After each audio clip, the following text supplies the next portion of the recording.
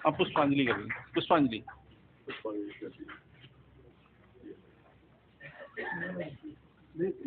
अच्छा,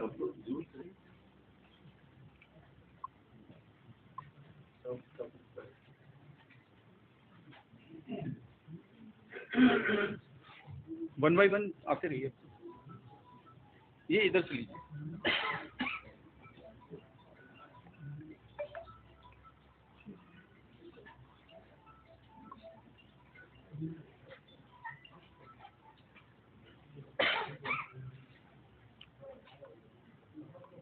मैडम इधर देखते हुए भाई, थोड़ा सा हल्का सा बस। ठीक ठीक ठीक है।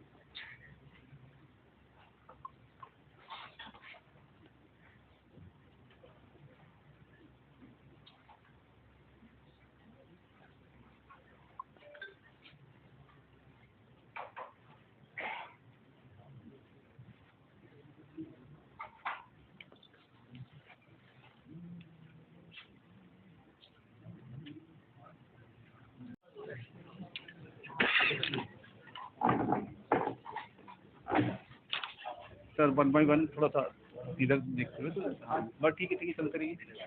हाँ ठीक है,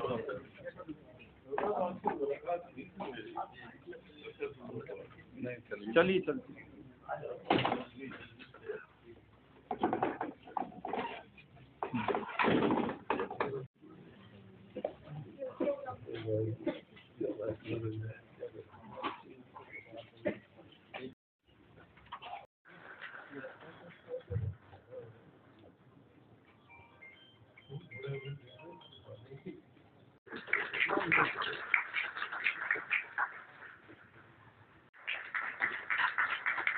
इधर सर, इधर एक बार इधर, हाँ ऐसे ठीक ठीक ठीक है। हल्का सा जगह बना, इधर देखिए, हाँ ठीक है। चलिए ठीक है, हाँ इधर देखिए, इधर इधर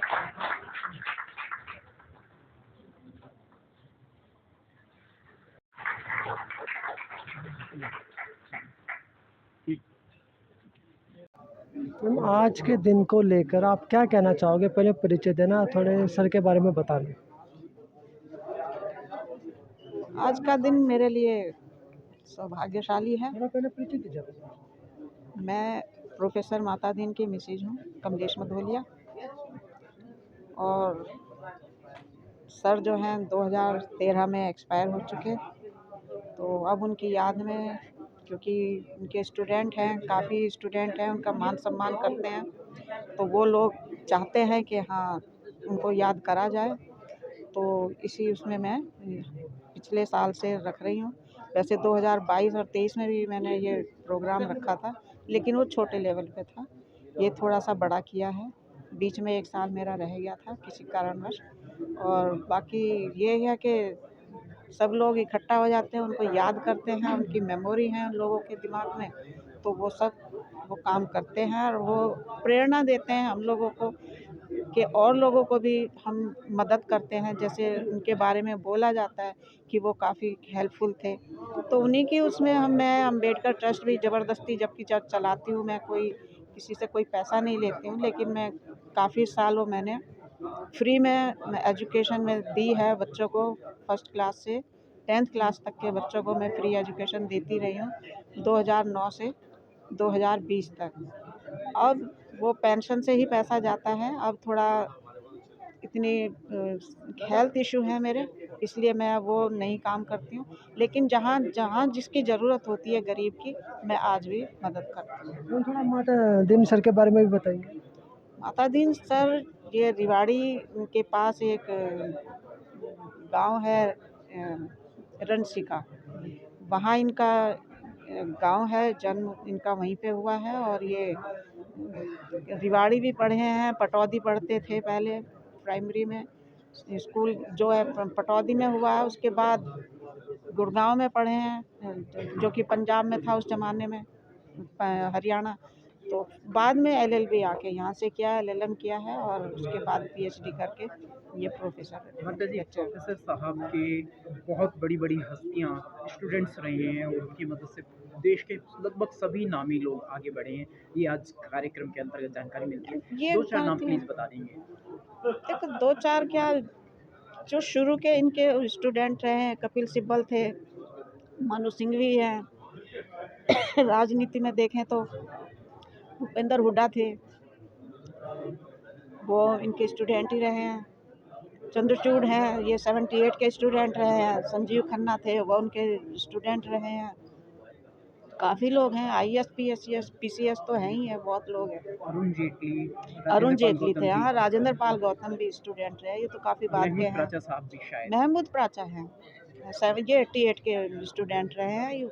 और जो ये चंद्रचूड़ वगैरह थे, ये 78 के स्टूडेंट थे। और बाबा साहब डॉक्टर अम्बेडकर के मिशन को सबसे ज़्यादा इन्होंने आगे बढ़ाया। हाँ, इन्होंने क्योंकि बढ़ाया। अभी जो मैं देख रहा था काफ़ी लोग बता भी रहे थे, मुझे तो कोई पता नहीं था, अभी मुझे जानकारी मिली। उनको गरीब लोगों से ही मतलब था। बाबा साहब ने भी गरीब लोगों की मदद की है, उन्हीं के लिए काम किया है। इनका भी वही उद्देश्य था कि गरीब आदमी को, जितना भी गरीब लोगों को हम बढ़ाएं, अपने समाज के लोगों को बढ़ाएं, वो हमारा फ़ायदा हो, हमारे समाज इस्टेब्लिश हो, मतलब समाज से मतलब था उनका। और वैसे करने को तो इन्होंने सबकी मदद करी। कोई भी गाँव का आदमी आ जाता था तो उनकी भी मदद करी है। कोई भी गाँव का, चाहे वो किसी भी कास्ट का है, कोई भी कॉपी के लिए आ जाता, चाहे अटेंडेंस के लिए आ जाता था, कब सबकी मदद करते थे कि भाई मुझे कॉपी में, मतलब कॉपी का मतलब ये नहीं कि एग्जामिनेशन है।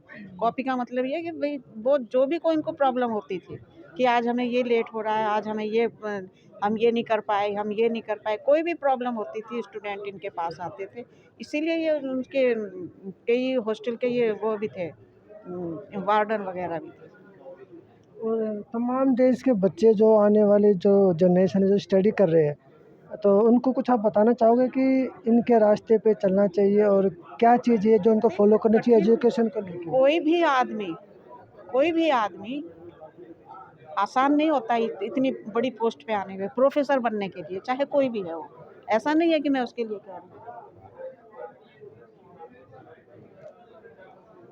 किसी के लिए भी आसान नहीं है। इतना मुझे पता है कि जब ये पढ़ते थे तो रात और दिन नहीं देखते थे। मेरे बच्चे ऐसे नहीं पल जाते। मेरे बच्चों के लिए भी इन्होंने ये कह रखा था, आप बच्चों को देखो, मेरा काम पढ़ने का, पढ़ाने का, यूनिवर्सिटी का। मैं अपने परिवार में किसी की शादी में तक मैं नहीं जा पाती थी। क्यों? क्योंकि इनके अपने इतने काम होते थे कि मैं तेरे रिश्तेदारों को देखूं, शादी ब्याह करूंगा, कि मैं अपने स्टूडेंट को देखूं। एजुकेशन में ज़्यादा फोकस होता था, हमेशा यही होता था। हम ऐसे नहीं जाते थे कि आज ये बात है, आज यहाँ चले गए। हम ऐसे जा ही नहीं सकते थे, क्योंकि हम बिल्कुल बंधे हुए होते थे। क्योंकि इनके इतने प्रोग्राम होते थे, अगर इनके पीछे हम नहीं होंगे तो फिर इनके प्रोग्राम रह जाएंगे। तो जो आज इनकी प्रसिद्धि हो रही है वो उस टाइम नहीं होती ना। तो काम तो हमें करना पड़ता है। उनके लिए अपने बच्चे ज़रूरी नहीं थे। उनको कह दिया, मैं इसको फैसिलिटी दे रखी इनको, जिनके पास फैसिलिटी नहीं, मैं उनके लिए करूँगा। अब ये अपने काबिल हो गए हैं, जो बच्चे मेरे उस टाइम पे पढ़ लिख के अपनी अपनी पैरों पे खड़े हो गए। उस टाइम में कह दिया था कि भाई मैं, मेरे लिए और समाज के बच्चे हैं, ये अपने पैरों पे खड़े हो, अब ये देखेंगे अपना अपना भविष्य।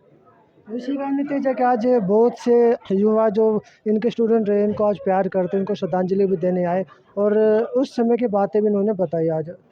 हाँ, अब जिन लोगों के लिए देखो, जैसे वो लास्ट में प्रोफेसर चंद्रा बोल रहे थे कि जगजीवन विद्यावन में जाते, जगजीवन विद्यावन में आईएएस की क्लास लगती थी, फ्री एजुकेशन देते थे बाबू जगजीवन राम। तो उसमें कोई भी समाज का आदमी जाए, बच्चा जाए, वो फ्री एजुकेशन लेता, आईएएस के कंपटीशन में बैठो, आईएएस बनो। उसमें ये जाते थे पढ़ाने और कोई पैसा नहीं लेते थे। 5 बजे से जाते, रात के 9 बजे तक क्लास लगती थी और तब 10 बजे तक घर आते थे। तो फ्री काम किया है इन लोगों ने। तो बच्चों के लिए क्या कहना चाहोगे? बच्चों को मेहनत करनी है। अब आजकल के बच्चे क्या करेंगे? आजकल के बच्चों को तो फ़ोन से फुर्सत नहीं है अभी तो। वो ज़माना फ़ोन का नहीं था, लेकिन मेहनत करने वाले का ये सीख है कि दिन में हो या रात में हो, जैसे कहीं पे भी बस में जा रहे हैं, ट्रेन में जा रहे हैं, कहीं पे सफ़र कर रहे हैं, आपके हाथ में किताब होनी चाहिए। ये बाबा साहब ने भी कहा था और इनका भी यही था। जब ये रिवाड़ी से पढ़ने यहाँ पे गुड़गांव तक आते थे या दिल्ली से आते थे, तो इनके हाथ में किताब होती थी, कभी खाली नहीं बैठ के, एक दूसरे की बातें नहीं सुनते थे ट्रेन में बैठ के, तो उनके हाथ में किताब होती थी, वो किताब पढ़ते थे। तो ये जज्बा होना चाहिए आजकल के बच्चों में, तब कामयाब बनोगे। लेकिन शिक्षा भी तो महंगी हो चुकी है ना आज के वक्त नहीं, में। महंगी हो चुकी है, महंगी तो है। जब लोगों को पढ़ाया नहीं जा रहा था, उस जमाने के लोग ये निकले में है, कोई मेहनत कम थी क्या? आज महंगी हो गई है, तो महंगी करने के लिए उस जमाने में भी लोग मजदूरी करते थे, तो भी सरकार भी पढ़ते बिल लेके आ रही है प्राइवेट कॉलेज बनाने के लिए, दिल्ली सरकार ने अब खोल दिया। ठीक है ना, वो तो सब कुछ करेंगे, हम क्या कर रहे हैं? हम नहीं कर पा रहे हैं, आपको हम सही क्या बात कर है। रहे हैं? हमारे आईएएस ऑफिसर हैं, जज हैं, जितने भी ऑफिसर हैं, आप करो ना अपने लोगों के लिए दान। क्यों नहीं करते हो? क्यों नहीं एक-एक बच्चे को पढ़ाने के लिए शपथ लेते? कोई पैसा निकालना चाहता है अपनी गोद से? भारी नहीं खुबारी नहीं आगे नहीं आते। तो अब ये बताना भी नहीं चाहते कि हाँ, हम शेड्यूल कास्ट हैं, तो आप कैसे मदद करोगे? और जो छोड़ने वाले रिजर्वेशन वो छोड़ रहे हैं, जो काबिल बन गए वो भी बात है सही, वो छोड़ भी रहे हैं, वो नहीं चाहते हमें रिजर्वेशन मिले।